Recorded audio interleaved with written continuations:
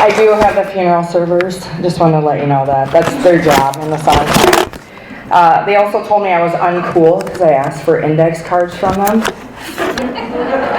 No one knows what an index card is anymore, apparently. A few things. Well, good evening. I just wanted to say thank you, all of you, for taking time out of your busy night. It's super nice out. And I wanted to thank everybody for letting me come and share my story. And I think everybody has a story and a path that God has led us on. Everybody's is different, whether it's mine or someone else's. And I really appreciate Missy letting me talk about it tonight. I'm gonna look a little bit at my notes here, but I'll probably say a lot too, because I'm not a public speaker, but I speak a lot. So ask my coworkers right here and Wanda.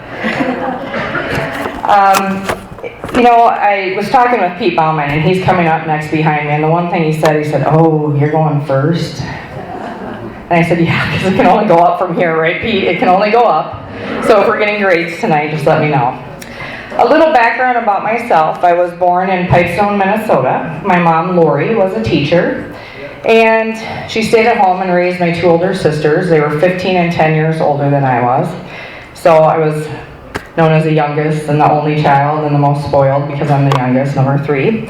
My dad was in the lumber business and construction business. And my mom became pregnant at 39. So back in the 70s, or since I'm 29 and a half,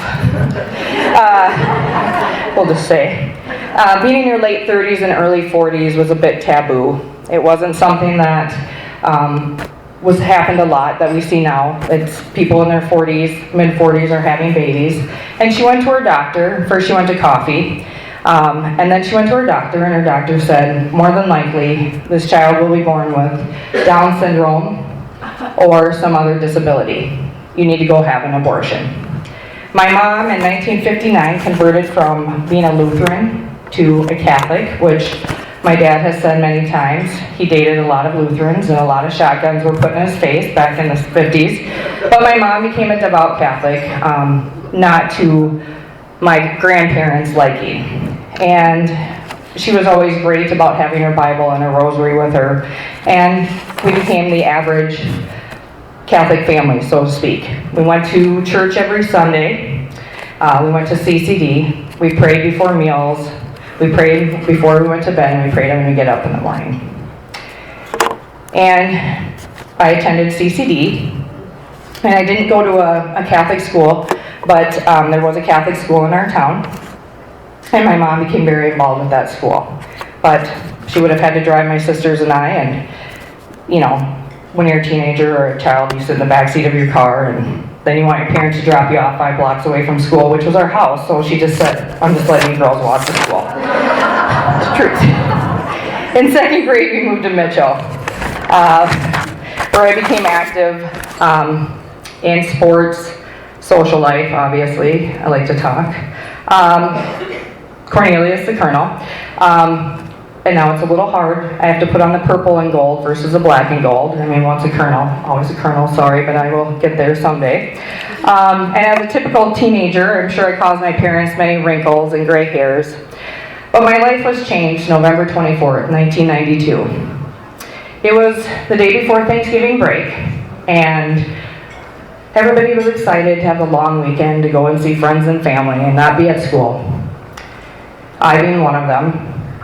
And that day in math class, our teacher, who happened to be the football coach for our middle school, he had had enough of the fooling around.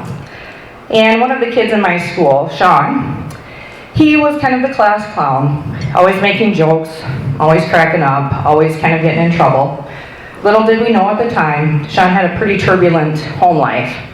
And this clowning around was kind of his way of breaking the ice, getting through life, making others smile, made him feel better. That day he was up at the board, and I can see it, and I don't know what he did, but he got in trouble. And our teacher said, "Sean, you're going to be in school suspension when you get back from break. Put your name on the board. You're also going to be out of football for 2 weeks." Football to Sean was his out. Like I said, he had a turbulent home life. And That day changed forever, my life and Manny's. He wrote his name on the board and he came back and I could see he sat behind me and his face was red. He was sweating, I could tell he was upset. I turned around to check on him, so to speak, and I turned back around when I didn't want to make it worse, nor did I want to get in trouble. That day, after our volleyball and football practices, a few of us went over to Sean's house to cheer him up, and Sean wasn't his usual self. He went into his room, got some mixed tapes. Again, I'm dating myself, but mixed tapes, pretty cool back in the day. But he got some mixed tapes because they meant a lot to him. He had spent a lot of time making them, giving them out. And he gave them to one of the guys, went back in his room, came out with a gun, and one of the guys said, "Hey, did your stepdad get a new gun?" It was November, it was South Dakota, it was hunting season, it was deer season. Sean said no. After that, Sean put the gun to his head and shot himself. I did CPR on him. I said I wasn't gonna cry. I did CPR on him. But he would pass away at 8 p.m. that night in the CT scanner. Excuse me. Yeah. Sorry. Life had been changed forever. We talked to the police. We went to my friend's house. The police knew that it wasn't one of us. We were the good kids.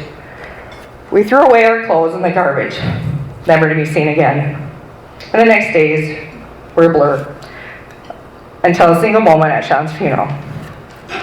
Ooh, sorry.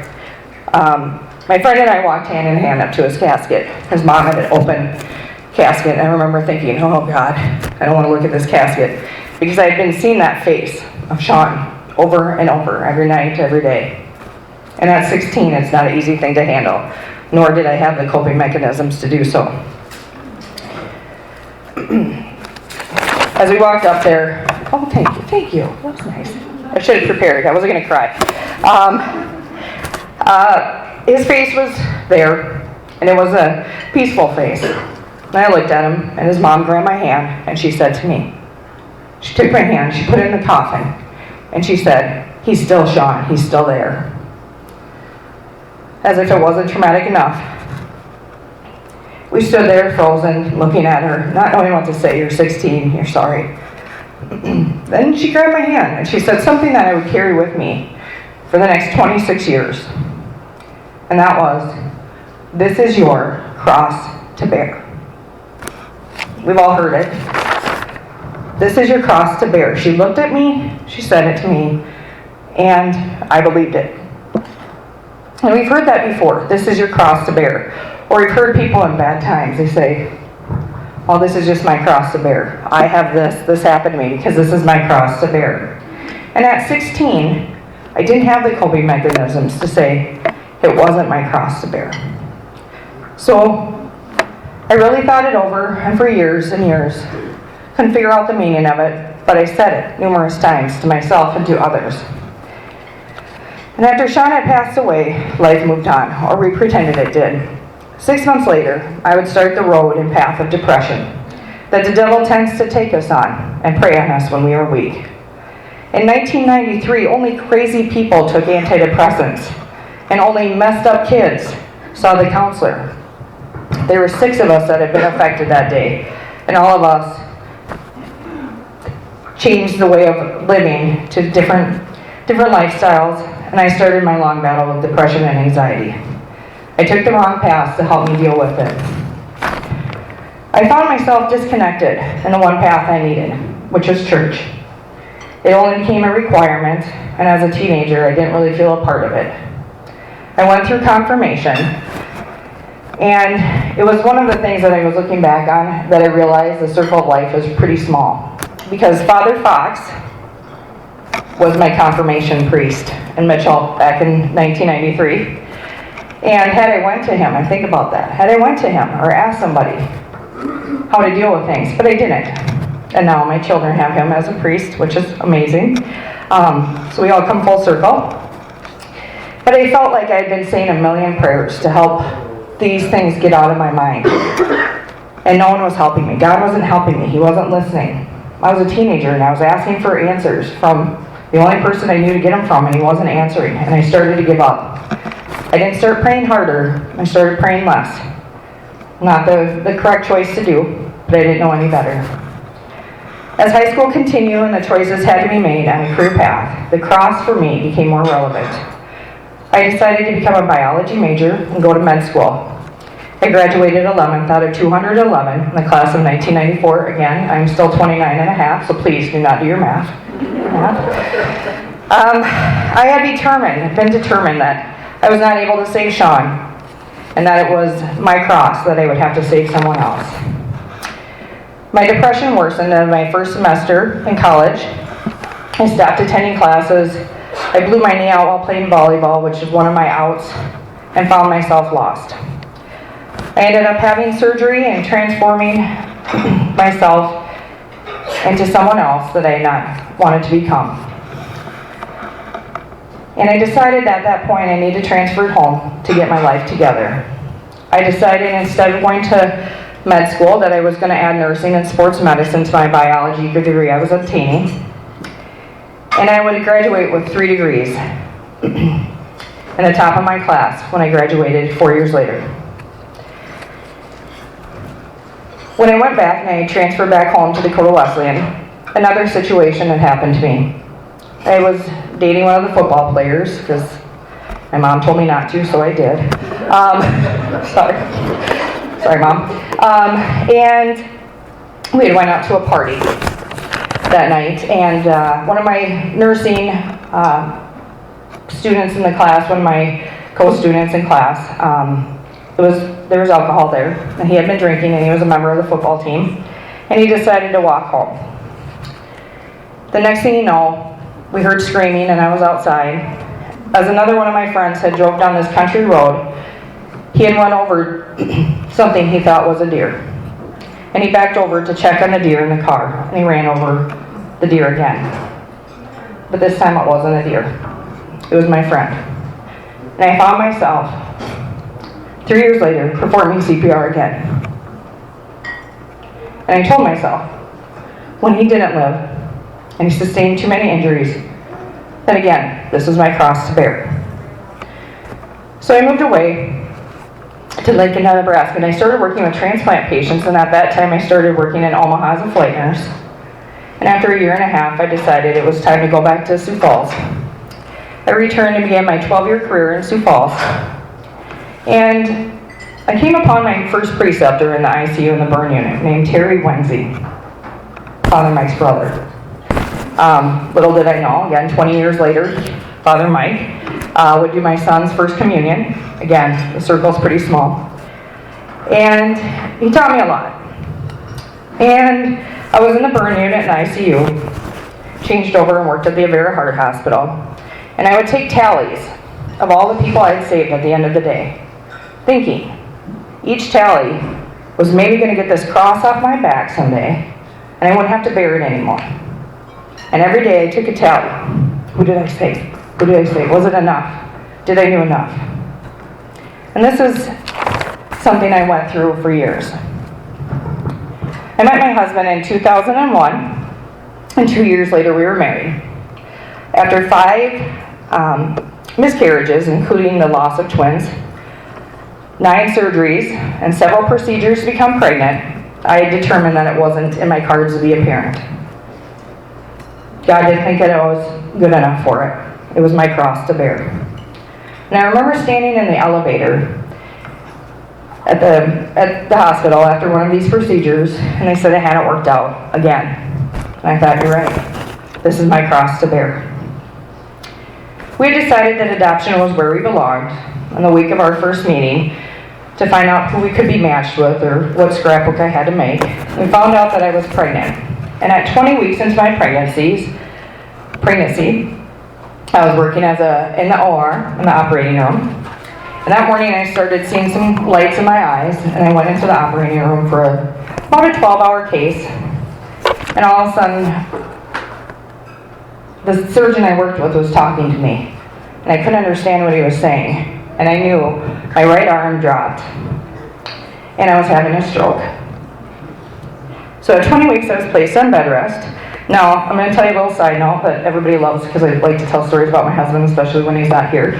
But he was in Jamaica having a time, good old time at a wedding. So thankfully I wasn't there, but he had had too many Bahama mamas. And so he thought my friend, when she called him and said, "Get home," was just joking. But I wasn't joking.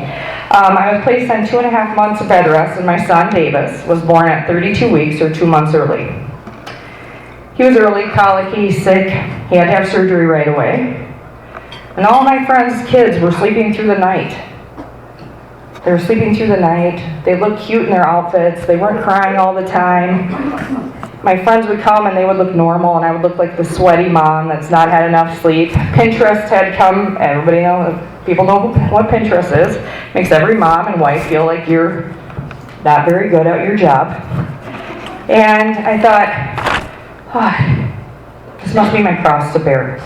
I'm not going to be a good mom. I wasn't meant to be a mom. Maybe God was telling me something. I wasn't meant to be a mom. This is my cross to bear. And unfortunately, the long days and nights turned into a horrible postpartum depression again. And I was so thankful that I had this son, and I was so blessed to have him. But I couldn't stop crying, and I couldn't stop thinking what a horrible person I am. Why did God give me this if he didn't think I was ready? Just my cross to bear. When Davis was around 1, I became pregnant again. And we thought we had already had our miracle baby. And about 8 weeks after that, I had miscarried. I was told no more pregnancies. My body wasn't ready for it. And in September, I became pregnant again. My husband didn't talk to me for about 2 weeks. But in that March of that year, I was about 5 months pregnant, and I ended up with influenza and a virus that I had contracted from one of our patients called cytomegalovirus. What we didn't know at the time, that we knew that it was affecting my daughter, that her brain was starting to swell, and that her bowels, they thought, were on the outside of her body, and it could affect her hearing, learning disabilities, etc. But we were willing to do that. What we didn't know is that it would knock out my immune system. But on June 10th, 2009, Bryn was born. I had 2 under 2, and life seemed to be going a little crazy and a little too fast. In 2011, my husband would be offered a position as an insurance agent. He had been with the company, he's been with them 20 years, so I don't know, I can't do the math right now, but and we would transfer to Watertown.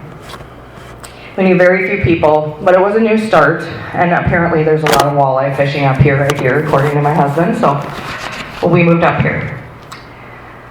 In 2012, in July of 2012, I would be undressing, and I would find blood in my undergarments, in my bra. And after some testing, it was found that I had staph infection in my chest, but a mammogram and ultrasound would reveal nothing. I knew something was wrong, but I couldn't put my finger on it, and every doctor told me, nope, it's just this infection. So I started 6 months of antibiotic therapy for the staph infection, eventually getting a port and giving myself the IV medications at home. I remember being exhausted. I'm in a new town. I didn't know anybody. I knew my coworkers. My kids are now 3 and 5. We were busy. My husband trying to start a new business. Me starting to be a nurse again in a new place. Just trying to make it through every day. Started to pray more than I had ever had. I felt like I was failing as a mom, spouse, and nurse. After a series of high fevers and weight loss, I contacted a doctor that I had worked with in Sioux Falls, and I said, I need your help. Something's wrong. He said, I'm going to schedule you for a nuclear study. So I drove down. I didn't want to bother my husband. He was working his new job. And I laid there, and they had put the headphones on like they do when you have an MRI or a CAT scan. And I was laying face down. And the gentleman running, the nuclear med tech running the scan, said to me, how do you like the music? I was like, well, it's great, whatever, I don't really care. And he forgot to shut it off, his microphone. And he said as he was scanning, there it is. I knew as a nurse. There it is. I knew what they meant. I knew what we talked. I knew how we talked. I knew what it was. I didn't have to wait. I got in my car and I drove home. A week later, I had an appointment with the doctor. And he walked in, and he had a pamphlet that said, procedures, blah, blah, mastectomy. And I remember staring at it and thinking, all right, I got this. A tumor had grown in my right breast to my left chest, to my chest wall. And I knew my kids were young, and my friend had had her mother pass away. So on May 7th, 2013, I had a double mastectomy. 7 hours of surgery, radiation seeds that were planted. I had a lot of my longtime friends come and bring me wine at the hospital, which is not looked kindly upon. We had a little party. And I came home, and my kids were at my parents' house in Mitchell. And I thought, here I am in this new town. And these people that I had surrounded myself with, and my coworkers, these friends that I just had met, had brought a meal to my house every day, came and helped me out with the kids. I couldn't be more happy. And 2 months later, I was back at work, but my troubles were not over. I had 2 reconstructive surgeries that left me in constant pain. I would go to the doctor and they'd tell me to be patient. Every movement that I made, I was in pain. Every time I moved my arm, I was in pain. They said, we'll give you narcotics. I said, I'm a nurse, I'm a mom. I'm not going to drive around on narcotics. I have a job to do. He said, be patient. I was trying, I was praying. Felt like nobody was listening. Felt like this was my cross to bear. So the fevers and the pain continued, and finally, one of our doctors here in town said, I'm referring you to Mayo. My husband and I drove to Mayo, and after 3 days of testing, it was determined that I had nerve bundles that had wrapped around my rib cages. It wasn't me making this up. This pain was real, and that we were going to have to redo the mastectomy. So in December of 2016, I would go in for what I thought was the beginning of the end of these surgeries. In June 2018, surgery was scheduled. But on June 11th, my mother-in-law passed away suddenly. She'd hate if I cried. She was a crier. I always hated when she cried. That it happened in my husband's office. It was postponed to December. And on December 17th, 2017, the last of the 2 surgeries, I was excited. I was ready to get this over with. It was going to be a simple procedure. I'd be back at work in a week to 2 weeks. I could be around for my kids' Christmas programs. I would be around for Christmas, and then I would return back to work. And of course, my husband said to me, we'll just drive back the same day you have surgery. And I was like, oh, okay, that's great, yep. So we drove back the same night. Everything was going great. Until the 19th, or 2 days later, I started having a fever. By Monday, the fever had continued, but my 80-year-old father had fallen ill with influenza and pneumonia. Luckily, my sister had been in town and could take him to the doctor. On Tuesday was my kids' Christmas concert. And I thought, I gotta get to this Christmas concert. But I couldn't. My temp was high, and as a nurse, we don't keep batteries in our thermometers. We have our husbands check our temperatures. Don't believe that. He's an insurance agent, not a nurse. Because I never had a fever, apparently. But I missed the kids' Christmas concert, and I was so heartbroken over this. I thought, what a horrible parent. Everybody's going to be showing these pictures of the kids' Christmas concerts, and here I am at home with a stupid fever. Always sick, and I didn't want my kids to see that. I wanted them to see me as strong. But by Wednesday, the fever had continued. My dad was now in the hospital, and that night about 1 a.m., he called me up and he said, come pick me up, I'm going home. He was confused from the medications, so I got up, sick, and I went to the hospital. And he was confused and he wanted me to take him home. And one of the nurses there said to me, you don't look very good. I said, I don't really feel good. He said, are you sure you shouldn't go to the emergency room? I said, no, I need to take care of my dad. My sister had went back. By Thursday, my dad's confusion had gotten better. And by Friday, I had had enough. I had called the doctor about Tuesday and said, I think you need to switch the antibiotic. And they did. He said, are you having any issues? Are you having an infection? I was like, no, I'm not having an infection. The funny thing is, as a nurse, I would think that I would probably look, but I never looked. I was too scared of what I would see. And on Friday the 22nd, I was admitted to the hospital with sepsis. the doctor said, "Do you want to go to the ICU?" I said, "No," because the toilets in the bed are in the same room, and I wasn't going to do that. Yuck. I thought that was kind of gross. I'm kind of a germaphobe, surprisingly. And so I said no. He said, "Well, I'm going to put you on the floor," but it was Christmas holiday, and I really didn't want to be in there because my kids, are 8, 9, and I didn't want them to see me spending Christmas without them. And plus, I had done all the work, as most moms do, to make this perfect Christmas, and my husband had no clue what was what and who was what, and Lord knows, Santa brought something, who knows what it is anymore, and so I spent some time in the hospital, and was getting sicker and sicker as the days progressed. And I knew I was in trouble, but my mind wasn't working. I had been a nurse for 20 years, and my mind wasn't working. And they were starting new antibiotics and taking a bunch of blood, but my temperature never got below 103. And by the 4th day, it was 106. And I couldn't think. Christmas came, my kids came up. We had Christmas in a hospital room. And we tried to make it as fun as possible. I don't really remember a lot of it, but there's some lovely pictures. But every kid, I got some good kids, because most kids would be whining and crying about it, and they were great. My friends came up. But on the 26th, I had taken a nap, and I woke up. I couldn't breathe. Oh, sorry.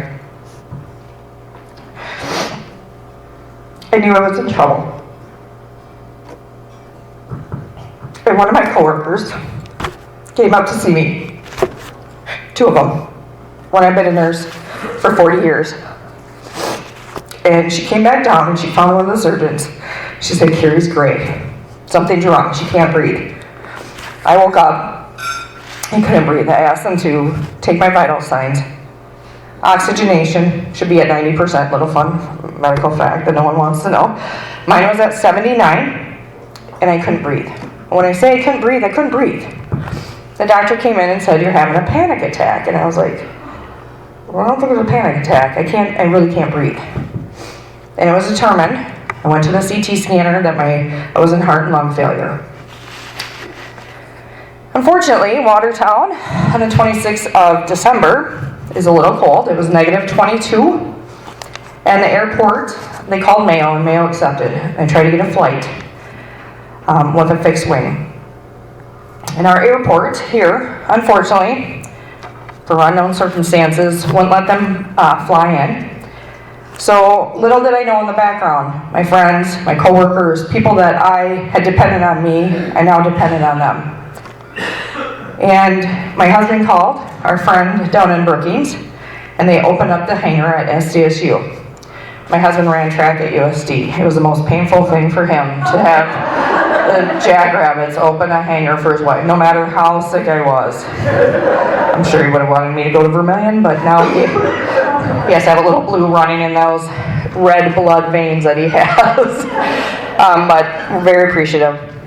And so it took him about 5 hours, and time was ticking, and 5 hours to get me into an ambulance, get me to SDSU, into their hangar.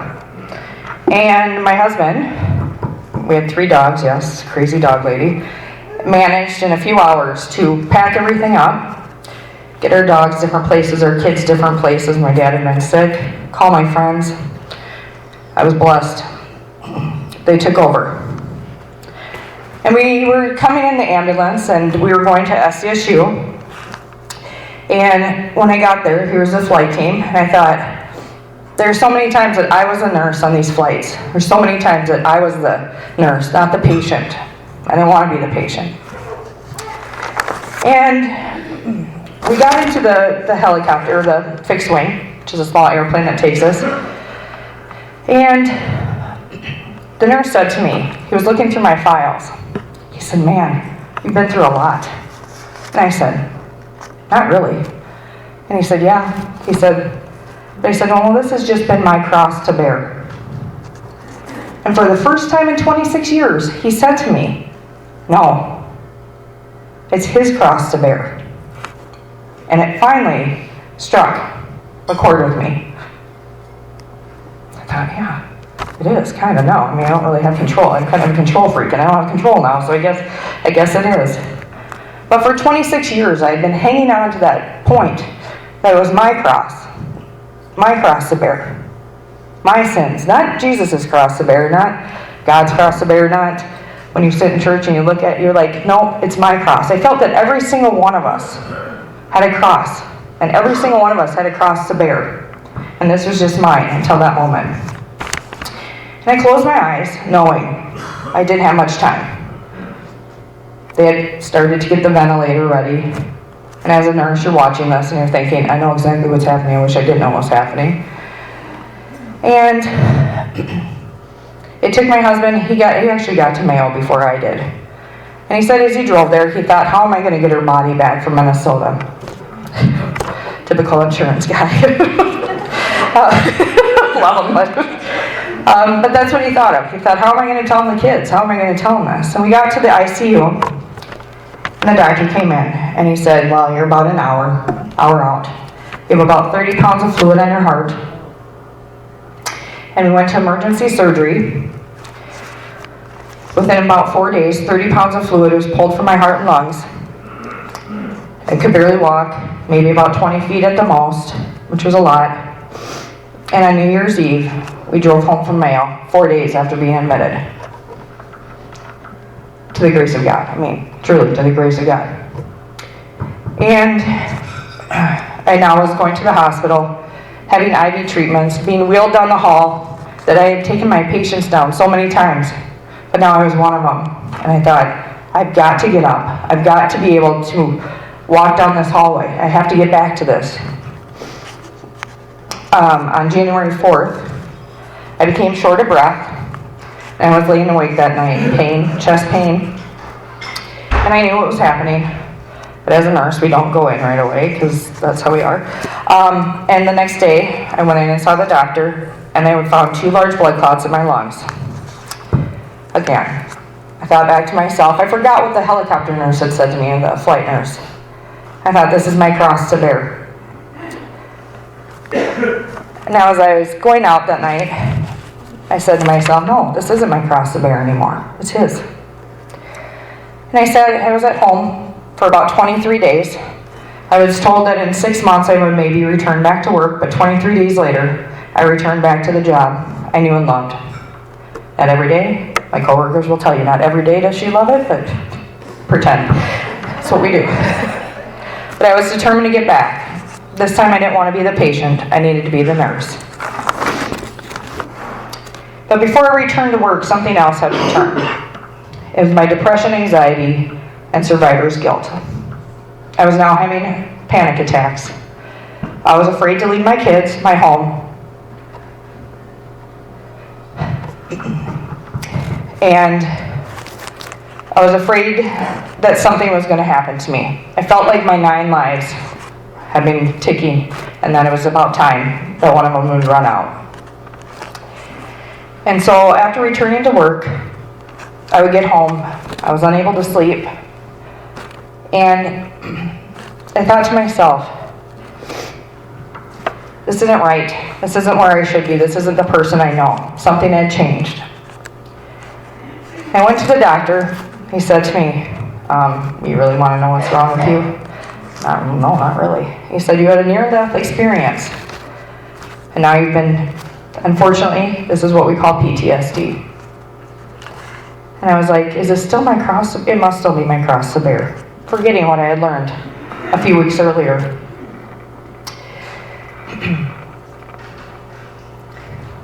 I went through the next surgery about 6 months later, and 2 weeks later, school had started, and I was starting to feel myself with the help of friends and family and professionals. I wasn't afraid to go out of the house. I wasn't afraid for my kids to leave anymore. I wasn't afraid for my husband to go away. I wasn't afraid to travel. And we got a phone call.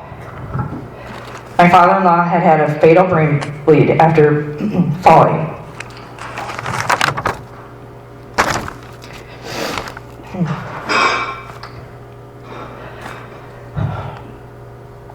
I called a priest who had married us. He had heard. And for the second time I was told, You need to remember, this is his cross to bear. I thought, why is this happening to us? Why is nothing good happening? I wasn't looking at the bright side. And then he said to me, again, this is not your cross to bear. This is his. Give it to him. Sit down. Tell him your worries. Tell him your pain. Tell him all the things that are bugging you and walk away. Keep living your life. Keep living life for your kids. Keep doing what you're doing. Because there are a few things that we can take with us. He was right.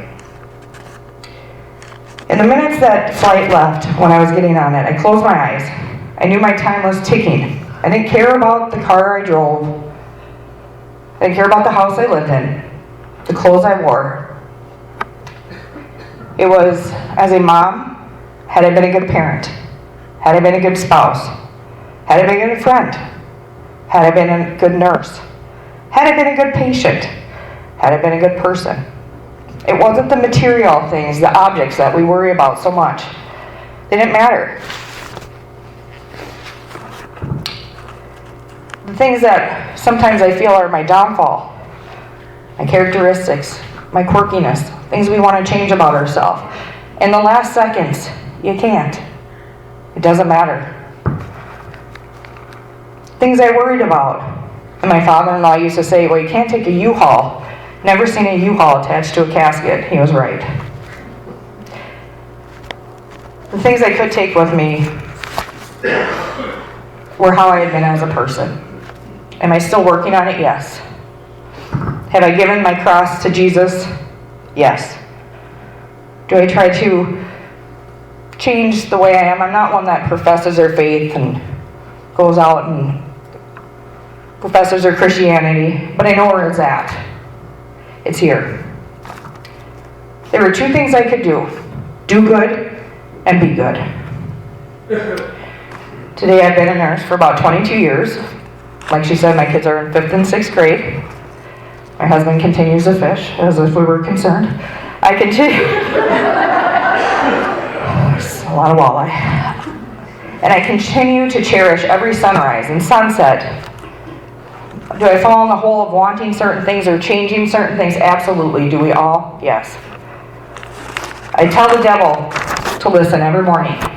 I'm awake. Again. And my worries are not mine. They are his. So we all need to stop carrying that cross that we carry or those burdens that we have, because it is his cross to bear. And that's the one thing I can tell you. Something someone said to me 26 years ago. It's what we say and do for our kids and to others. They can change their minds and change the way they think. I no longer keep a tally mark of the patients I've saved, because I know there were many. I know that it is his cross and not mine. I am blessed for my friends and my family who take care of me. And I thank all of you for listening to my story tonight.